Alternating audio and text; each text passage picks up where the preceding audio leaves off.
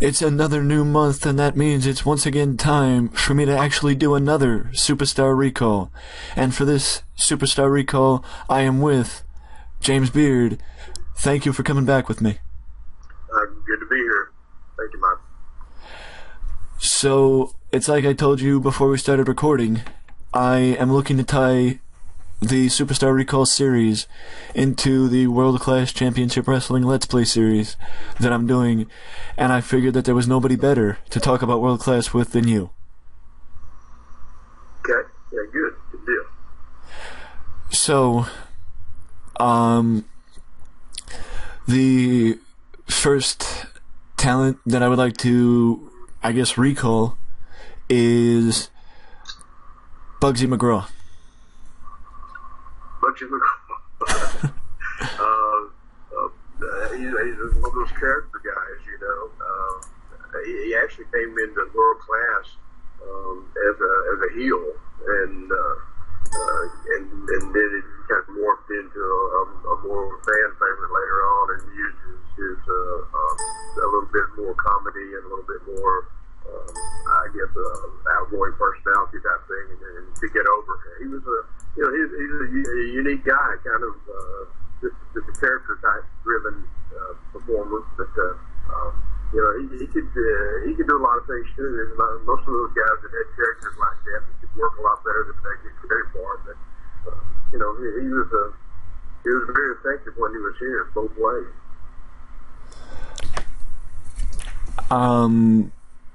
Would you say that Bugsy was the embodiment of Texas wrestling because of his style? I'm sorry, I couldn't understand. It's kind of rough for some reason. Would you say that Bugsy was the embodiment of Texas because of his style in the ring?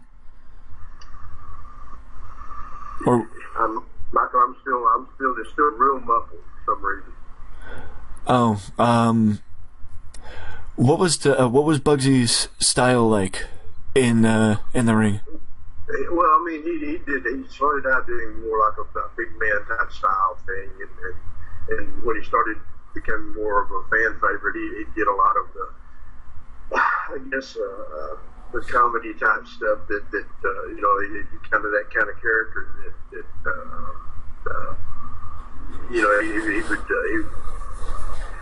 it's kind of hard to describe. I mean, he had that unique personality that is kind of humorous, and at the same time he could get stirred up and make his comebacks and be pretty effective with it. But his style was just basically based on that character, that goofy character that he had, and anything that fit into that, he would do it in the ring. Now, would you say that he was like a lot of the other gimmicks, that he didn't really need a title, or would him holding a title help the championship? Well, guys like that generally don't need a title. I mean, they generally draw on their own and their personality more than anything else. The titles are something that you use when you need them for somebody, or when it means something as far as their box office is concerned for that particular person. But guys like Bugsy and we had a guy that Mike Davis did that kind of character like that later on in GWF that was kind of goofy and that kind of thing. And those guys don't need titles. They just draw people on their own and their personality. Yeah. The other name that I wanted to talk about, since we're talking about World Class Wrestling, how about the Yellow Rose of Texas? Okay, I'm sorry. I'm still having trouble hearing you. Who was it? The Yellow Rose of Texas. David?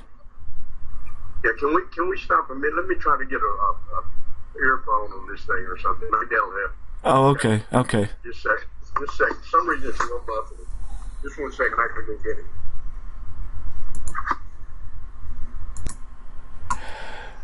So, the next name that comes to mind is the Yellow Rose of Texas. David Von Erich. Yep. Well, David, I mean, hard to say anything that hadn't been said about him already. He was, of course, kind of the leader of the Von Erich brothers, even though he wasn't the oldest. He was probably the most business savvy and probably the most technically talented of the brothers. And I think probably David was destined to be something really special. I think he had the look, he had the mindset, and all the ability to be a world champion. And I think he probably would have made a very good one. It's hard to come up with something that had already been said about him, but he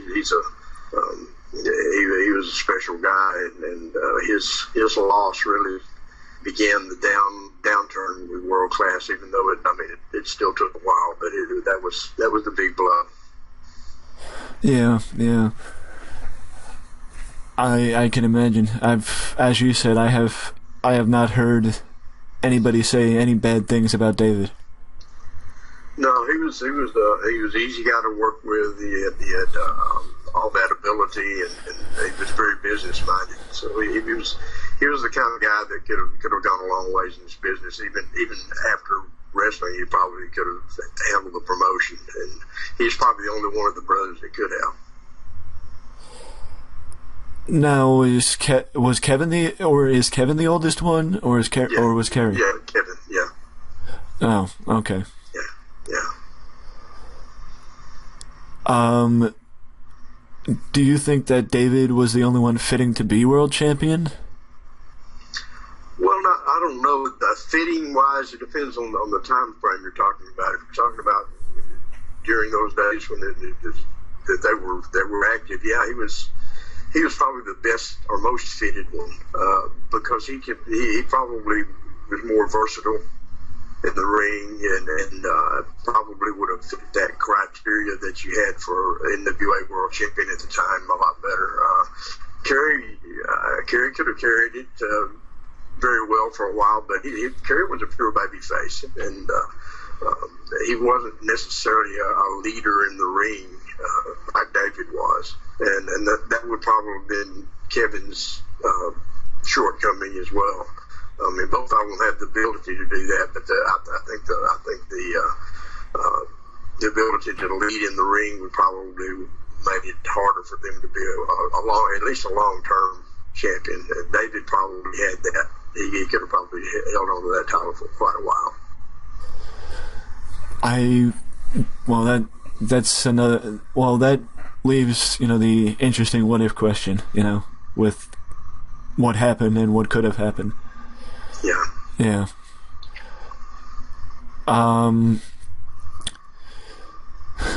What was the other question about David?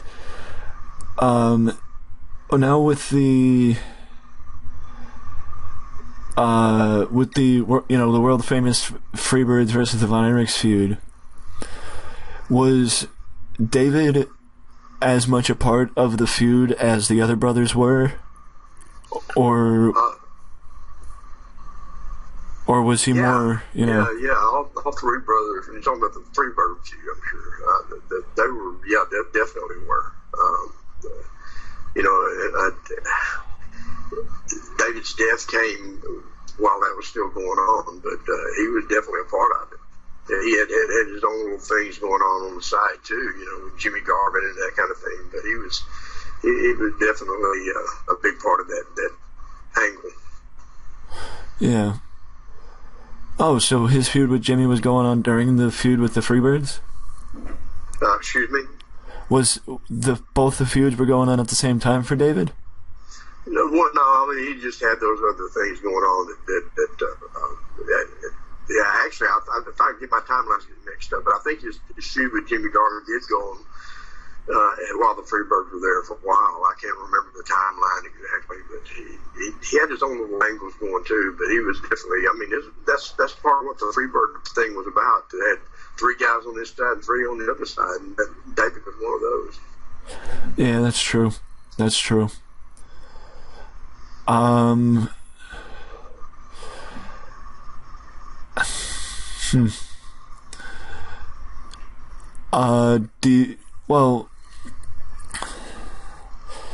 Um. Oh, let's see. Well, now to the next name.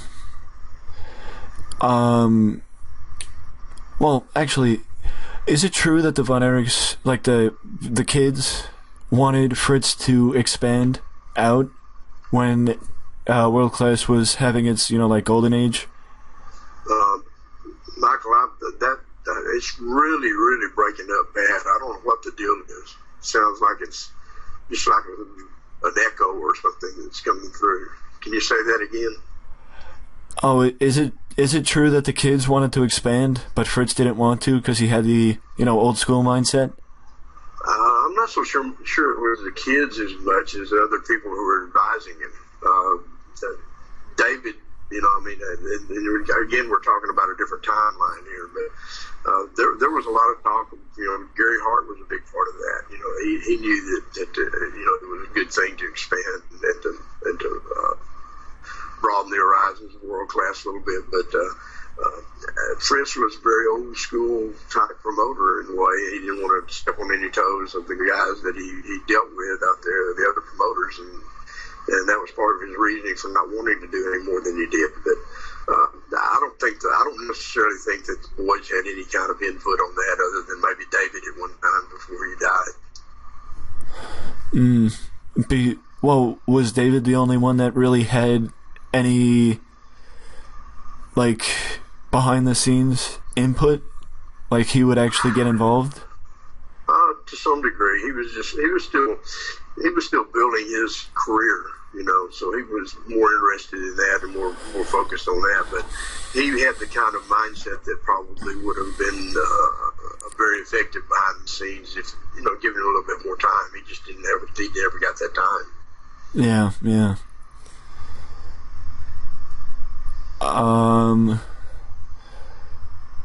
Do you think that he's the only one that could have made the transition behind the scenes? Yeah, of the boys, he was the only one that probably had the kind of mindset and temperament and savvy to have run the promotion. The other boys just they were wrestlers and they were great at it, but I don't think the business side of it was ever something they were that was that appealing to them. David, I think, would have been a natural leader for that. Mm-hmm. So yeah, it's unfortunate, but it happens. Well, now to the last name, and that is somebody that most, I'm assuming, aren't aware that actually got his start in World Class. I'm pretty sure you might be able to clarify for me, but King Kong Bundy. Yeah, they brought him in. He had a different look. He still had hair then. They brought him in as this kind of country bumpkin type guy that just kind of run into and somehow, I don't remember the exact storyline, but he came in basically as a friend of the Von Erichs, and then eventually the turn there, and then he became one of the top heels in the promotion for quite a while, and of course he's the last person that had a match with Fritz Von Erich, and he went on to do bigger and better things later on. So he was he got his start there. I'm not sure exactly where he actually began wrestling, but that was where he got his first big push anyway. Now, did Fritz have because I know the long-term plan with, because Kamala got his start in Memphis under the impression that he would be a top heel to feud with Jerry Lawler. Yeah, I think Jerry actually came up with the idea of Kamala, and they started that in Memphis, and it did pretty well there. And then, of course, when he came into World Class was already beginning to get pretty hot, and there was that monster that came in, and Kamala was very, very effective in that role, and of course he after he left there, he went on to New York, did pretty much what Bundy did. Had a bigger, more widespread appeal, I guess. At least more exposure from them. Yeah, yeah. Good guy though. He did a great job with that Kamala gimmick. I agree. I think Bill Watts said it that Jim Harris was struggling to find his way before Kamala, and then after Kamala, it was the perfect fit, from what he said. Yeah, well, the thing about guys like that, that people have kind of typecasted this one-dimensional character that couldn't wrestle, couldn't work, didn't know the basics of wrestling and all. But the truth is, most of those guys could do that, and then Jim was one of those guys. He just his character limited what he could do or should do in the ring, and what he did was pretty much make that image come to life and make it very real, and he lived it that way, and he was very effective, even though he didn't know what he came across as someone who didn't know a wrestling hold. But the truth is that he was trained just like everybody else was. He knew the basics too, but he worked that persona to perfection. I agree. To tremendous success, as did Bundy. Right, absolutely. Well, to relate both of them together, was that like a mentality of the times to have like big bad heels like a Kamala or Bundy? Yeah, well, the one thing Fritz always liked was big guys anyway, and so when you bring a heel in, a big heel, you have those two guys like that, and guys like One Man Gang, and they were all big monster types. It's like slay the monster, but you have to let the monster become almost unslayable first, and that's what happened there. And all those guys were really, really effective in world class doing that. And then it was a springboard to all of them going to a more wide exposure for themselves too. So it was beneficial to everyone. I agree. As far as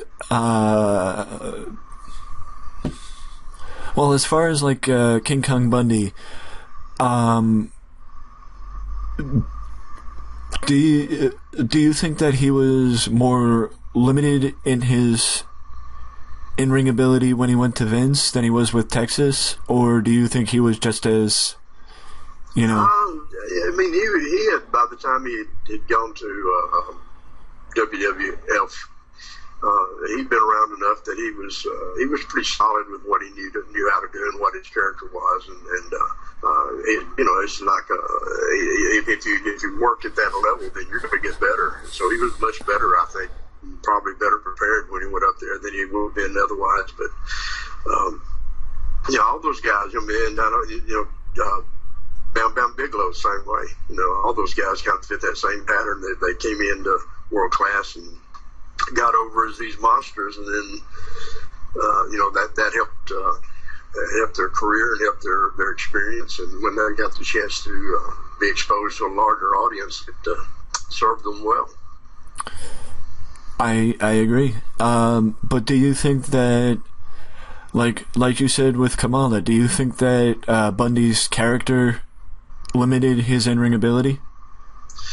Well, yeah, I think to some degree, any of those guys that do something like that, their in-ring persona limits certain things that they could or shouldn't do.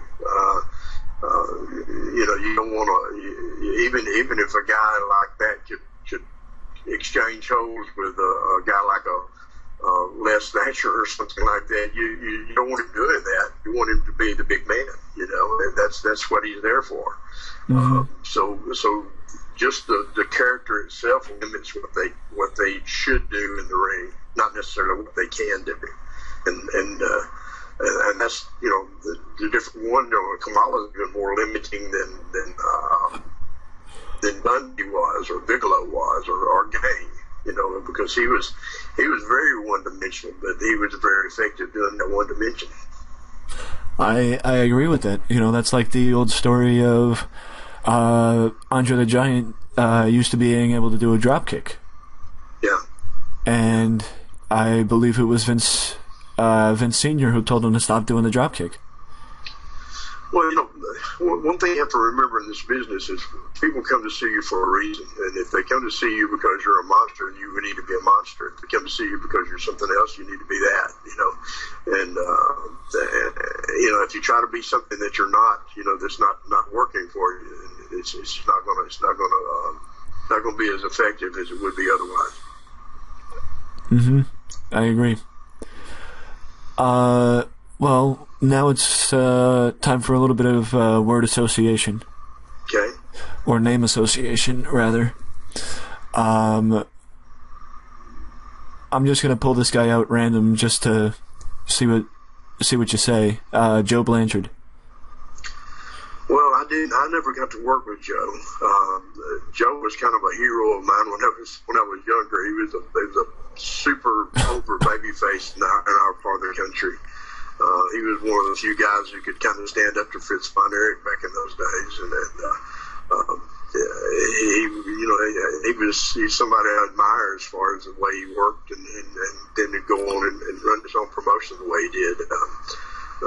I wish I had more personal experience with him, but didn't. And you know, he was just he's a legend down here in Texas for sure. Do you think that Joe had the mind to run his own promotion? I'm sorry, did he? Do you think that Joe had the mind to run his own promotion? Well, obviously. I mean, the Southwest Sports did pretty well for a long time, and he was the guy behind it. So they're the ones that had the spot on USA TV before Vince took it over. So, you know, they were doing very well down there. They had a good operation going on. They had a lot of good talent, and they made it well. And that was Joe's deal. So. The next name is the guy who we started with, Bugsy McGraw. Well, again, you know, he's another one of those guys that you know, I don't know what else to say about him other than he was just, he was a character, you know, and characters are fun to have and necessary in the wrestling business, and he did a very good job of it. You know, he just had that kind of offbeat approach to things, and that's kind of nice to have sometimes. Something a little bit different from the norm.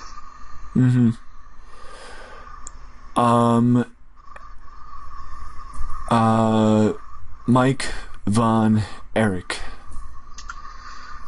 Mike's a complicated thing. I don't think Mike ever really had a great passion for the business. I think he felt kind of obligated to be in it. He really cared more about music than he did about wrestling, and you know, it's kind of a sad thing. You know, he got hurt, had that shoulder injury, and then the toxic shock syndrome, and you know, just tragic, really. It's sad. He was a good athlete, but I don't think Mike ever really had the drive to be a great wrestler. I think he just felt like that's what he was destined to have to do. And, you know, sadly, you know, the physical thing got to him, and that turned into more of a mental thing, and then he did what he did. It's sad. Yeah, it is. But to not end on a sad note, if you have any upcoming events that you'd like to hype, I'll give you the floor. I'm sorry, I didn't hear you again. I got warbled again. If you have any upcoming events you'd like to hype. Oh, okay. Well, I'm basically this. I'm going to take most of December off.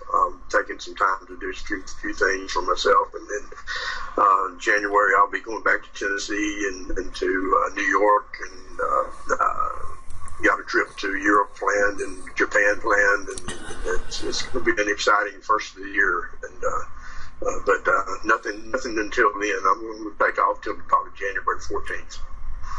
Well, I mean, vacations are always fun. Yeah, you bet. Yeah. You bet. Well, for you, the viewer, I hope you enjoyed this month's Superstar Recall as we look back at World Class Championship Wrestling, and we will continue this look back at World Class next month. So I hope you enjoyed this video, and if you did, feel free to leave a like and subscribe to the channel for more content just like this that you can only find right here at Wrestling Express. And before we go, I'd like to thank James Beard for joining me once again.